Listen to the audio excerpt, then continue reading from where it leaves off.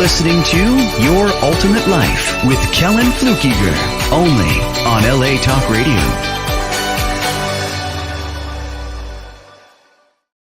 Hey, hello, and welcome to the show today. LA Talk Radio, Your Ultimate Life, here coming to you live. I am currently in Edmonton, Alberta, the frozen north, except it's unfreezing, and the weather's really nice here this whole week, and we're moving right on into spring, I guess so, since it's the middle of April, right? Although this bird behind me, this phoenix, is roasting hot. It's really interesting that I picked that background today because I had a couple of coaching calls today where that just was the very appropriate background. And here's why. And this is about creating your ultimate life. Remember, your ultimate life is creating a life that you love. Like you absolutely love your life and you don't think, oh, I can't wait till, this is over. Or I can't wait till, something is different. It'll be good when, like if I or you live your life waiting for the end of something and the beginning of something else, you're never going to be happy. The key is to learn to be happy now. And yeah, that means even in the midst of struggle, even in the midst of things not going like you want, because struggle is an imaginary concept. And I might be pissing you off, but pain is essential, suffering is optional. Somebody said that. I've read it several places, and I think it came from a Buddhist saying, but it doesn't really matter. It's true. Pain is things that are unexpected, that happen, that are different than we wanted, and it causes, an immediate pain. You hurt your arm or something. Most of the ones that are really bad are you hurt your heart. But suffering is the ongoing struggle from that thing, and that is optional. After the pain, you can end the suffering immediately. Now, how do you do that? How do you do that? Well, let's talk about that, because that's really what we want to talk about. I want to talk about change, but change is what we have to do if we're going to create that ultimate life. A life of purpose, prosperity, and joy, unless you already have it. So how's this for a weird statement? I just said pain is necessary, suffering is optional. Here's another one. You live in an illusion. We live in an illusion. I mean, now I don't mean the Matrix or some weird, bad robot behind the scenes just trying to make your life miserable or have you plugged into some weird battery or something. I'm not talking about that. But here's a point. Okay, I want you to think of a time right now in your life where you have been happy. Things were going well for you. And then something occurred to you, a thought, a memory, a realization. And all of a sudden, in a flash, you went from happy to uptight, worried, angry, frustrated, negative, like it shifted just like that. Because you remembered something or you thought something. Or think of it the other way around. You were unhappy, frustrated, bored, angry, tired, not good. And then it changed immediately. Something went where you thought of something good. Your thinking changed. Now, that happens to all of us, but the circumstances around us didn't change. We're sitting in the same chair, breathing the same air. Our heart is beating the same. Maybe it beat a little faster when you thought something different. But the only thing that changed is the drama in your head. Now that happens, for example, if you've had a conversation with a loved one and you're thinking about what they said, and the more you think about it, the madder you get. I remember hearing my mother particularly say that. The more I think about it, the madder it makes me. And I didn't even begin to realize the truth of that until many years later. The more you think about it, the madder it does make you, or the happier or more grateful you get. So, but it's the thinking. So if you can change from happy to sad, or from sad to happy, in literally a moment, an instant, then you know that the drama is all in your head because nothing changed. I'm not talking about suddenly a jet engine falling on your house.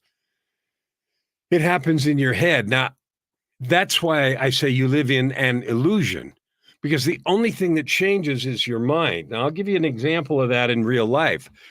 Many years, not many, probably 10 or 11 years ago, I was in Phoenix at the time, actually more than that, maybe 14 years ago. I was in Phoenix and I was out walking the dog one morning. And I got up that morning. Things were great. I was feeling good. Yeah, having a good day. And out walking the dog. Dee-dee-dee-dee-dee. And we walked across this really busy street to this big, undeveloped area, but it was going to be developed. They'd put in the pipes on some of the roads, not all of them, but some of the roads. And there was a sales office over there. And it was a pretty big subdivision, a mile by a mile, so a whole square mile. It's quite a large 640-acre subdivision. Anyway, we were walking there and things were going fine. And then I got a text, and the text was not good. The text was negative. Something had happened. And then I got a phone call, and something else untoward happened, bad. I don't remember what it was now, but it was another thing. And then I got an email, and it was a third thing, and they were really upsetting things. So these are not only in my mind, they're externalities. In other words, I got the text, I got the phone call, and I got the email. But in the space of about 3 or 4 minutes, I went from happy, not worrying about anything, to scared, angry, frustrated. I was like literally at the verge of emotional breakdown. I was starting to feel like I was going to cry or fall apart or something. The messages were that severe. So I'm walking along, getting ready to sit down, right? Curve on the sidewalk. I was going to sit down there and get myself together. And then I looked at the dog. And the dog, was pulling on the leash pretty hard because there were some rabbits running by where we lived at that time in Phoenix. And it was not hot, not too hot. It wasn't summer, like bad summer yet. So the rabbits out and stuff. So the dog was just yarding on the lead, wanted to chase the rabbits, and he wasn't having any of this misery. So I had gone from blissful to total meltdown, from zero to the red, banging in the red zone. And the dog wasn't having any of it. And I thought to myself, this dance is all in my head. Like nothing around me has happened. And so much so that the dog is not having any of it. And so I thought, since this all happened in 2 minutes and I went from blissful to meltdown in just a few minutes, I wonder if I can go back.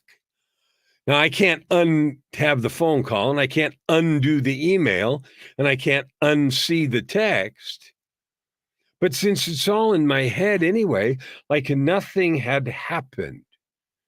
I heard a voice. I read some words. Nothing had exploded. The house wasn't gone. Nobody had died. Wasn't that?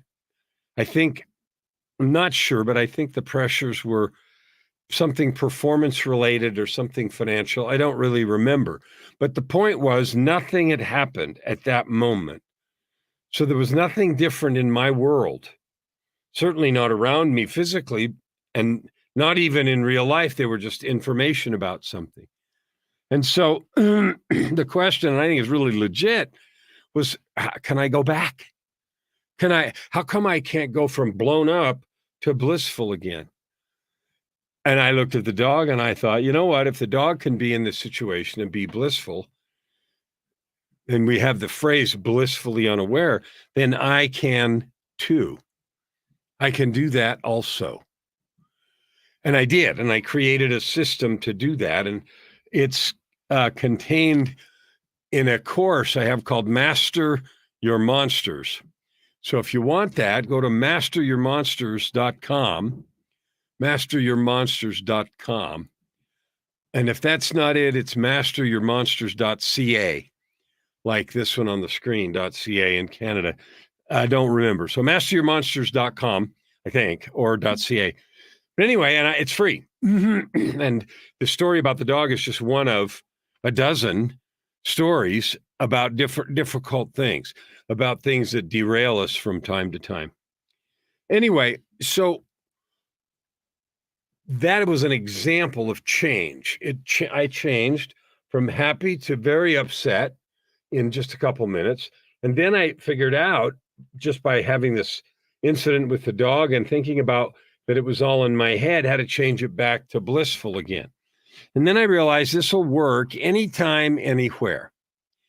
Now, that's just a story, and the exact process isn't for today, but it's in that masteryourmonsters.com. And go there. I use monsters as a metaphor because when we're young, often there's, kids are scared of monsters that might be in the closet or under the bed or somewhere. In fact, the whole movie Monsters, Inc. is built around that. Then we grow up and we realize there aren't monsters under the bed or in the closet, but as grown-ups, we have monsters that still eat our lunch from time to time. I have no time. It's not my fault monster. The I'm not good enough monster. The I'm unworthy monster. What if they find out monster, the imposter syndrome. All those things are different names for those imaginary monsters. And so that's why I built the course. Anyway, go get that for free. It'll be fun for you. Change is our topic today. How do we create change? And it's so important because we live in that illusion. In other words, what we perceive is what we believe is happening. If we perceive that something is dangerous, we get upset and we react and act as if it's dangerous, whether it is or not. And that's what I mean by we live in an illusion.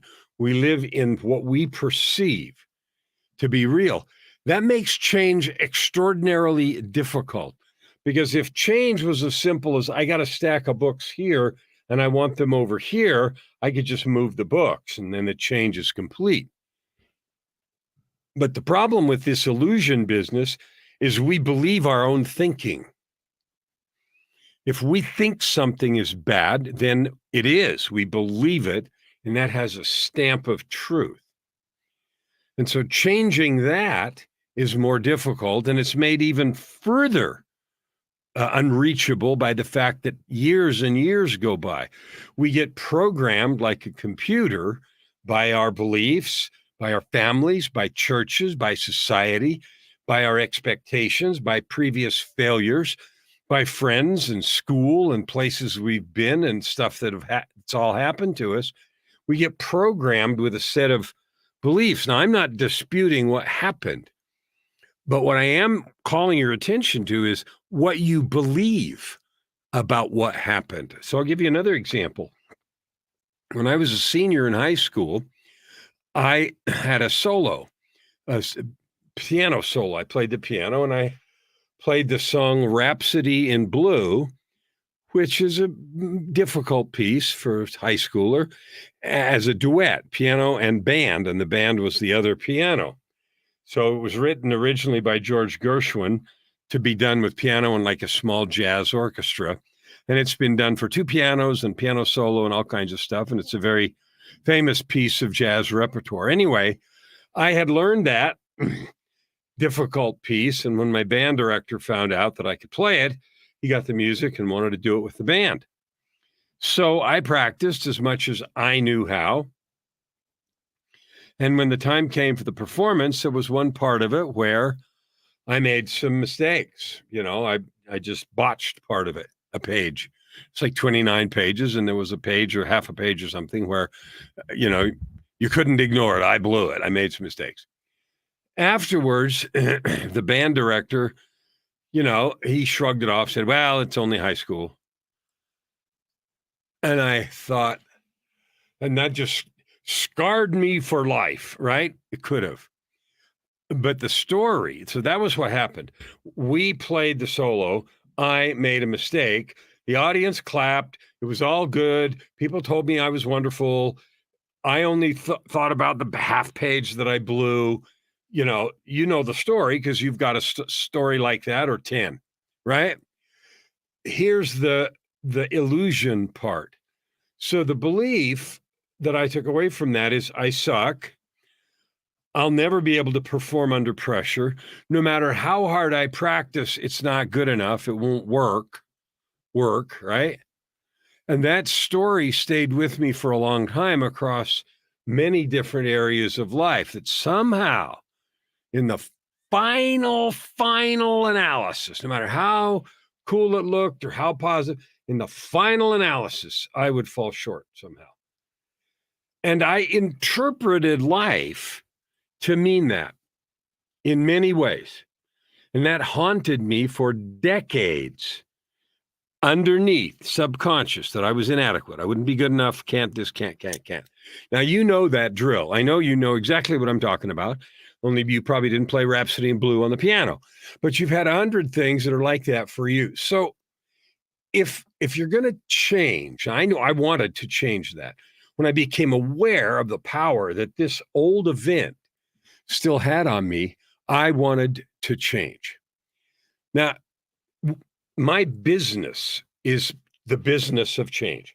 I sell change. I sell your difference. I sell the ability to make a difference for you, to get something changed in your life, to make not a small change, but a huge difference. Now, imagine in that example of me, if I could go from believing that in the final analysis, I wouldn't get the gig, I wouldn't do it right, I would suck, to complete confidence and ability to do my best with no worries and no baggage and just lean in to the performance, whatever it was, speaking, skiing, playing, it would make a world of difference, even if things didn't go exactly right a time or two, because the next time I wouldn't be burdened with that. Carrying that certainty, subconscious or not, that you're always going to mess up, makes you mess up. You know that. You've done that too. So I wanted to change that. Now, there's 3 parts to creating change. And there's different ways to describe this. I have a system in the book, Walking Without Fear. You might want to read that too. If there are things about your life that you want to change, and here's how you can tell. I'll be happy when this is over. I can't wait till I get a promotion. I get more money. I get to the weekend. That person leaves me alone.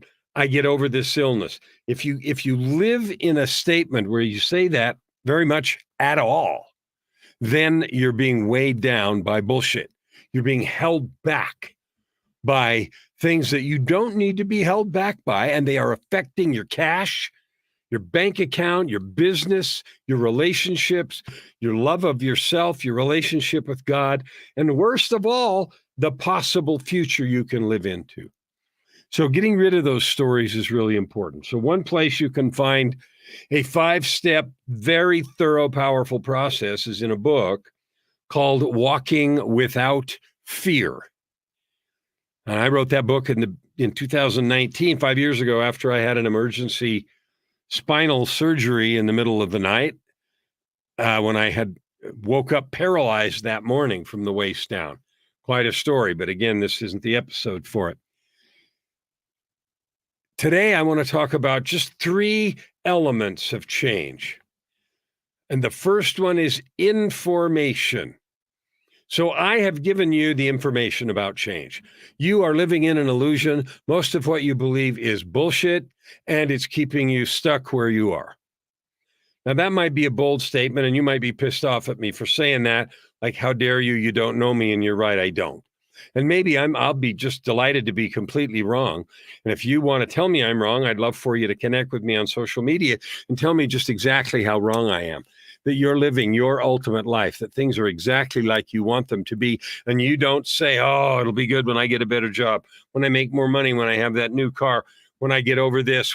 If you're not doing that and you're living in a place where you have purpose, prosperity, and joy all the time, then I'd love to meet you. And the reason is because you're the kind of person I love to have in my circle, and I love to feature you and the good that you're adding to the world on my podcast or here as a guest on the show. And you'll notice the guests we've had are like that. They're people that have made a conscious choice to add good to the world and make effort to do that. So the first thing is you need some new information, because the old operating system and information that we've got is wrong, just like my thought about the piano and my ability to perform under pressure. The second piece after information is transformation, which is the process of making the information effective. Information by itself doesn't do anything. Okay, if I've touched a hot stove, I now have the information that it burns me. If I don't make a transformation, meaning I don't do that anymore, then I'm going to keep burning my hand. Now, that's a silly example, but you know the point. If I realized that I was being held back in my ability to perform under pressure in music and in other situations because of that old story, if I knew that, but I didn't do anything about it, in other words, I didn't take some action to eliminate that old belief, then guess what? It would have stayed active. So information's not enough. Part two is transformation, and that might have several steps. And that's where some of the steps are. I said there were 5 in the book, Walking Without Fear. So something has to change in me. The third piece is integration. And that is the process of making it operative in a day-to-day life. So, for example, I might know that I need, let's say I'm not healthy, and that has happened. When I was in my late 30s, I was nearly 100 pounds overweight. I was way overweight, and I wasn't healthy at all. And I had information that wasn't good for me. I had visceral feedback because I had young kids then, and I couldn't play with them like I wanted to. And I thought, I don't want to be the overweight father who can't, go camping with his kids if they go in Boy Scouts or whatever, right? I don't want to be that guy. And that not wanting was enough to get me moving on the transformation.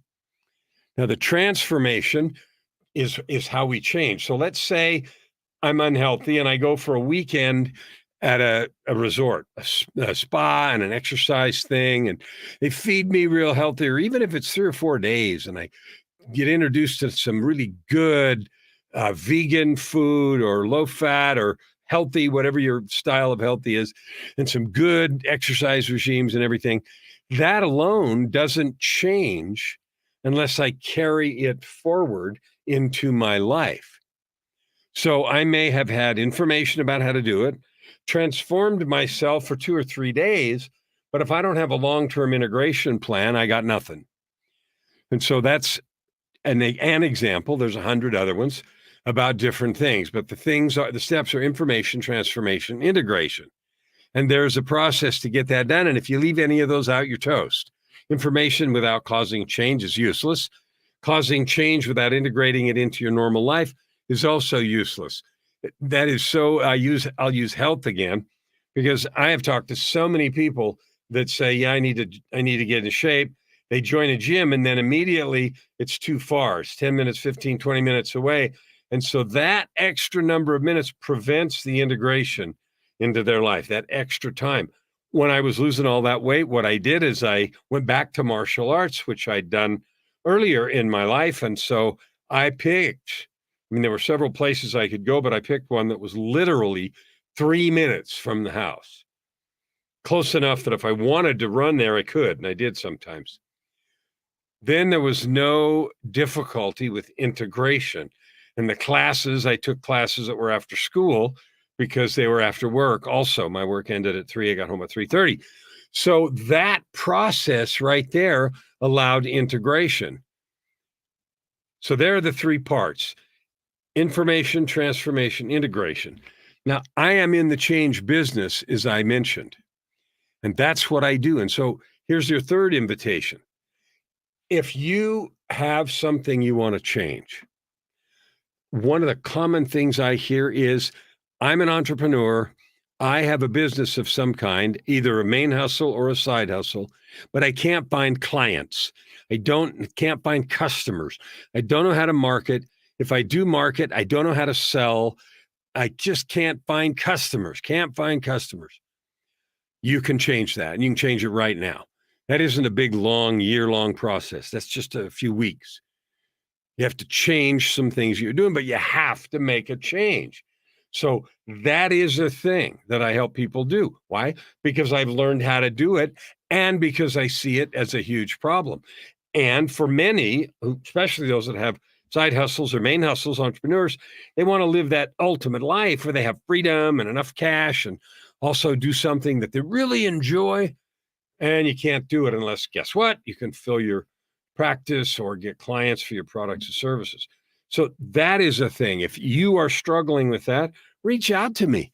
I've become an expert at it. Easy. It's simple, but not easy. I'm going to say that. It is simple, meaning the steps to creating that are simple, but they're not easy. All right. So now I want to move on from change, which is the first. You got to be willing to change, own change, love it. It is the natural order of things. We're just now moving into spring. I know it's been spring in other places for a month or two, but up here it's just moving into spring. Trees are just starting to get that green hue. We're moving into the season of life and growth and everything. Oh, that's fun. We had kind of a long winter. It wasn't super cold, but a long winter. And now we're moving into spring. How fun. Change. If you're not going forward, you're going backwards. If you're not improving, you're dying. Embrace it, lean into it, and learn to love it. Learn to own it. Learn to allow it to work for you. Now I want to get into deeper into the idea of we live in this illusion, because I talk to people about change. I had 3 different conversations today with people that two of them are fairly new and one's a longtime friend. And the topic of those conversations in different forms was change. And for each one, it was identifying a specific thing that wasn't going like they wanted it to in their lives. And they wanted to change it. I need to change this. I need to change this. And often when we say that, what we mean, maybe unintentionally, or maybe intentionally, I don't know, what we seem to mean is I want to buy some special sauce or special tool or special magic bullet or some bright, shiny object that isn't hard to do, that doesn't make me do anything different, that doesn't take any time, and that is magically guaranteed to get me some result that is way different than what I have now. Well, there isn't such a thing. Yet billions of dollars are made by making those promises. So when I say I sell change and sell you the ability to create anything you want, just read the results equation. I can help you get any gift, any goal you want, but it isn't going to do itself, and it isn't going to allow you to skip the work. It'll allow you to be more organized, focused, and do it in less time, but it won't be magic. And when people say, I want something to change, that's often what they mean. I want something else to do the work. I don't want it to be hard. And I certainly don't want to change what I'm doing or who I'm being. Well, we both know, or we all know, that's madness. That is the classic definition of insanity, right? Doing the same thing over and over again and hoping it's different. The way I talk about that is I say, well, what it sounds like you're looking for is that secret sauce that they sell on aisle 13 and a half in Safeway. And then, of course, when I say that, I get this funny look. What do you mean 13 and a half? Well, I say, well, that's like platform 9 3/4. All of you that are familiar with Harry Potter know you got to platform 9 3/4 by running full speed at a brick support pillar in the train station. And because it was magic and you were, a magic person, you could slide right in and appear on a new platform where only the Hogwarts Express existed. And so it was a magical platform. People are looking for magic solutions. Stop looking for magical solutions. If you want something to change, just buckle in and change it. Buckle in and change it. Now, what I want to talk about here is the reasons we don't. The reasons we don't and what to do about that. So this goes back to this illusion that we live in. How many times does this, or how many of these reasons sound familiar? I don't have time. Yeah, that would be really good to do, but I just don't have time. Another one. Oh, man, I'd love for that. Fill in the outcome, more money, more freedom. But, I just don't have the skill to do that. I'm just not able to do that. I can't think of a single thing. No, just not me. Or I don't have a supportive partner. I've broached this idea with my partner, significant other, wife, husband, whatever, get no support. They don't want me to, they just don't think I can do it. Or 100 other reasons. I've tried this so many times before and nothing works for me. I'm different. Well, I got news for you, and it's good news, actually. Well, bad news and good news, same thing. The bad news is it's a story. You own it, and you are living it in truth. And as long as you keep owning it and living it, it will remain true. And you will not be able to change because you believe you can't, because you have a story that it's beyond your reach, because you have a story that whatever's happened to you before has turned you into something that can't be fixed, as it were, or changed, or improved, or that doesn't have the power. As long as you cling to that limitation, then it will remain true. One of the funny ways I heard that expressed is stop arguing for your limitations. So here's a question for you. Pick an area in your life right now where you'd like something dramatically different. Money, relationship, happiness, physical health, relationship with God, confidence, ability to speak, any area. Now that you've thought of it, I want you to tell yourself why you can't change that. Now, if this is something really important to you, what I know just happened is you said one of those things. I don't have time. Another one, I don't know how. I don't have time. I don't know how. I don't know where to start. I don't have any support. It won't work. I know other people can, but not for me. I know you said one of those things or some variation of that. And I can promise you, as long as you cling and argue for that limitation, it will remain true in your life. So what do? It sounds like a catch-22, except it's not. Because you're a divine being. The truth is, you invented those limitations. Now, you may have had help inventing them, okay, but you still invented them and you still cling to them. Now, let's go back to my example of the piano. The mistakes happened. My band director saying, it's only high school, that happened. My mom acting disappointed that I had made those mistakes, that happened. The long-term effect of that was my choice. I created the story that event meant that I could never XYZ. I would fold under pressure. I would screw it up. I wouldn't be able to do it. I would never get the gig. And that went on for a long time. I remember a stark example decades later. That happened in 1973, I think.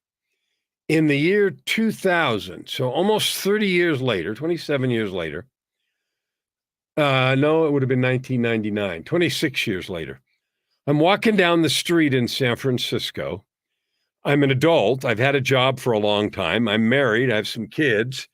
And I had just interviewed the day before or that morning for a position. I just got word that I did not get selected. I was one of the last two finalists and I didn't get selected. Now, my reaction to that news was frustrating, negative. I clenched my fist and screamed at the sky, I never get the gig. I never get the gig. Right? That is a story. And I know that story was affected by that perpetual baggage that I carried about my capability. It took a long time for me to figure out that I was carrying that baggage and then some work to get rid of it. But I can tell you that I don't have it anymore. I do get the gig. I know how to create it. I know how to perform and do things well under pressure. But that's something I had to learn, and I had to get rid of that story, that illusion, in order to make that true. So since we live in an illusion, and now you know that, so you have the information, the next step is transformation. How are you going to create change with that? What if for just a moment right now, every single limit you have, how much money you make, how happy you are, how healthy you are, what you're able to create, your destiny, what your future holds. What if all of the limits that you have about that, oh, I probably can't do that. Oh, that'll never work. What if all of those disappeared and you believed with all your heart, I can do that. I can't wait to create that. Oh, that is such a beautiful and exciting thought. I'm going to start right this second. And then you go make plans and you get on the way. Like, what if all of the weight dropped off of your legs and your feet and the rocks in your backpack? What if all of those were gone? When I ask a question similar to that to prospects or clients or just people in conversation, it's funny because you can see the visceral change in their faces and in their bodies. They sit up and, oh, well, then I'd free. Oh, I'd love my life. I'd be able to just go do this and that. Oh, and they say that. Like sometimes several times. Oh, wow, that would be so, oh, wow. And you know what's funny? Nothing changed. We're still sitting in chairs or on Zoom talking to each other. The only thing that changed was up here. And that was a moment of going from darkness and limitation to light and freedom. And it all happened up here, but the effect on them was visceral and real. Posture changed, tonality changed, words changed, faces brightened. So I want you to consider for a moment, what would you do if that most precious thing that you don't think you can have, if suddenly all the limitations were gone and you knew you could create that? It feels completely different, doesn't it? Now, I'm not saying that you snap your fingers or that I snap my fingers and suddenly Amazon delivers a box of gold bars and you're rich. Nobody thinks that would happen anyway. I don't know that. And when that does happen in the form of people winning the lotteries and stuff like that, you know the horror stories about that. There seems to be something about the creation process that validates the ownership. But anyway, that's a topic for another day. What it means is that if you delete the baggage, if you delete the weights from your feet, you can fly. If you delete the negative images from your heart, you can soar. If you delete the doubts from your heart, you can create anything you want. And that's a real truth. Like there's no reason that you can't do that except you won't allow yourself to do it. Now like I said a minute ago, we've grown up in a world that expects things to happen right away and without a lot of effort. That isn't how it works. But I promise you can't create stuff if you're carrying around all those rocks. So step one is to examine the things you want. Step two is to examine the beliefs that you have around those things. All the places where you feel like, I can't because, it'll never work because, I've tried that before and it doesn't, all of the things that start with, well, that kind of energy and feeling.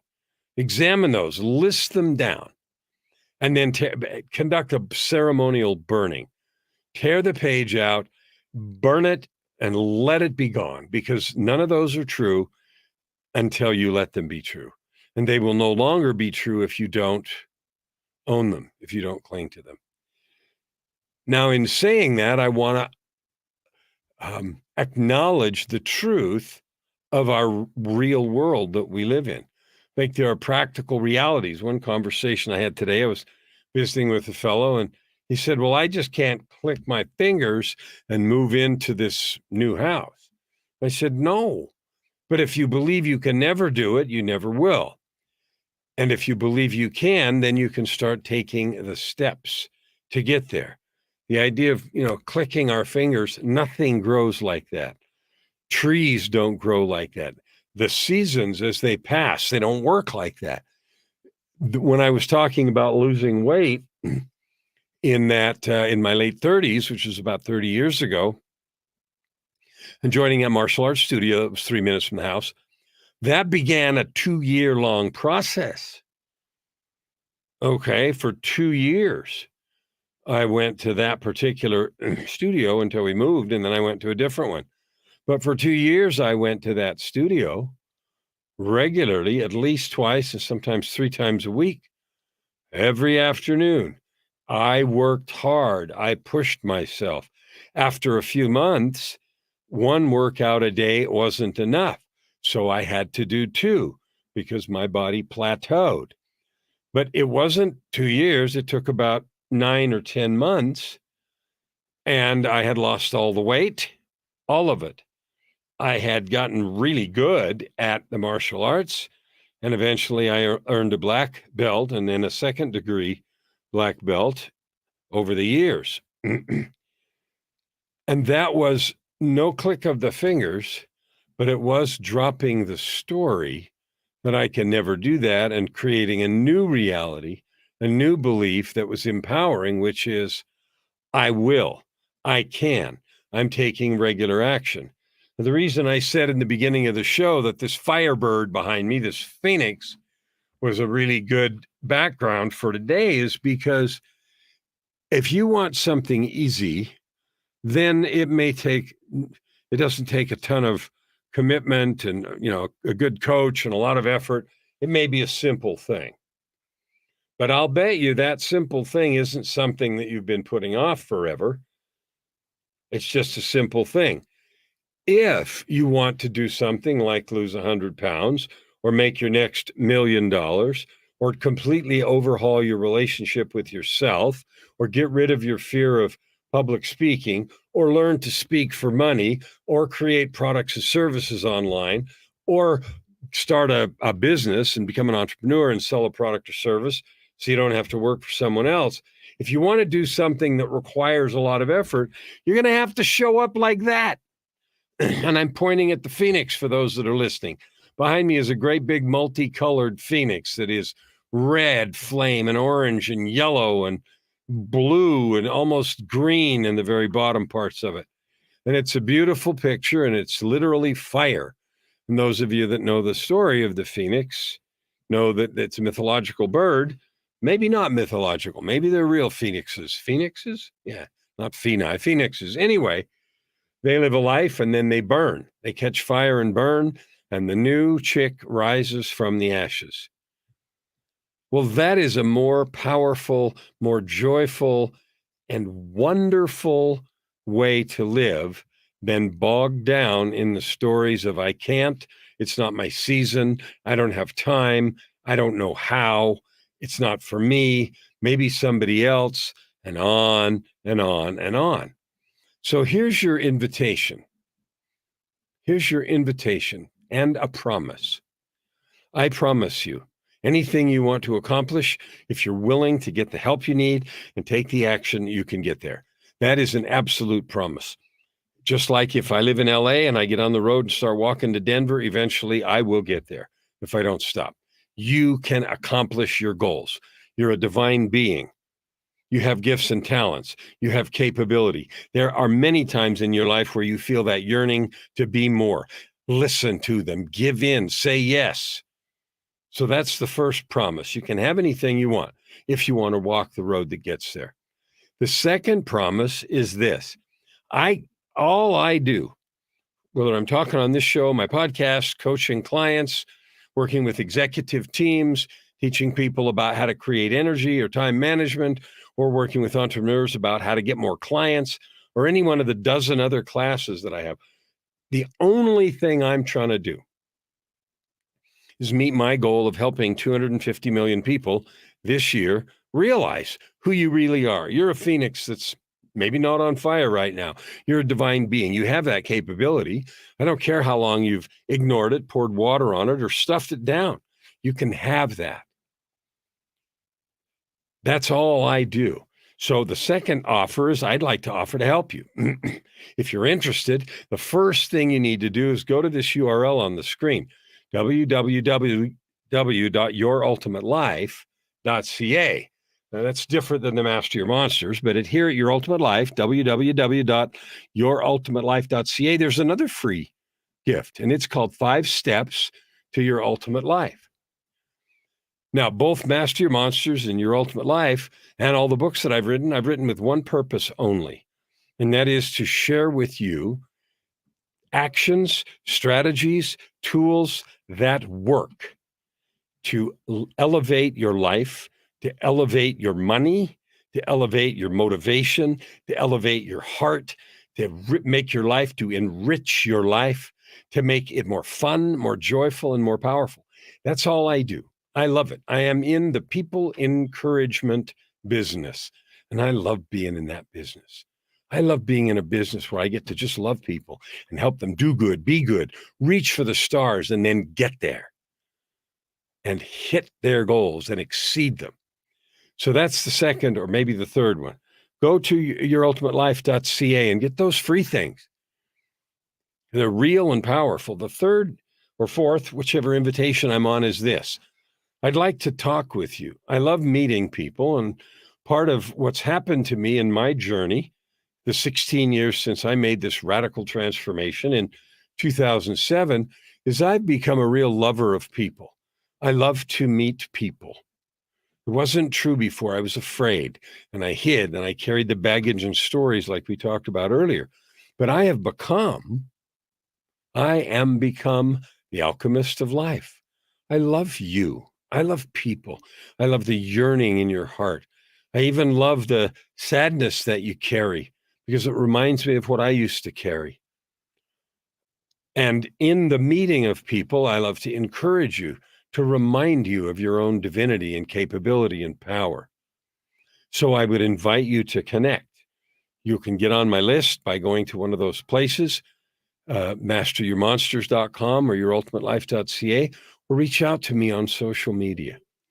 I'd love to get acquainted with you. I'd love to hear what you're up to, what you're trying to create, what the yearning of your heart says to you that maybe you've been ignoring like I did for decades. I'd love to have a conversation with you about that. So that's the third invitation, or maybe it's the fourth. Connect with me. Let's get acquainted. The last invitation, and I'll quit using numbers because I'm not sure what number I'm on, is this. I love talking to people who have these success stories. Stories of resilience, stories of overcoming. If you have overcome illness or cancer or addictions or battles with relationships or abuse or any of those kinds of things, and you have become a beacon of light to others, you have become a success story, and you have that yearning to share, man, I want to talk to you also. Because I want to feature you. I want to promote you. I want to help you reach your audience. I'm going to help you reach the people that you can serve. You know, it's fun. One of the most fun parts about the work that I do is I do meet a lot of people, and not everyone, but nearly everyone I meet has a story. And I know everyone I meet does have a story, but I get to find out a lot of them. And a lot of the stories include struggle, include heartache, include things that seem totally unfair. But you know what the fun part is? The stories include a choice to become victorious, a choice to say, I will not be sidetracked, beat down, or defeated by these unfair things that happen, that others did or that life did. I won't. I choose to rise above, to refine myself instead of allowing these things to ruin me. I think about that. When those hard things happen, they either ruin us or they refine us. And sometimes they do both. Sometimes they ruin us first and later we allow them to refine us. Anyway, if that's you, I want to talk to you also because I know how to get you in front of your audience. I know how to spread your story. I know how to help you create books and courses and things. that allow you to share the truth of your heart. And that's my mission. You can have the ultimate life. You can have a life of purpose, prosperity, and joy if you're willing to walk the road. This is your invitation to do that. I have walked that road from darkness, despair, and death to light, love, and life. I invite you to join me. If I can help, I'd love to, because one thing I know for sure, if you're willing to do the work, nothing can keep you from creating your ultimate life.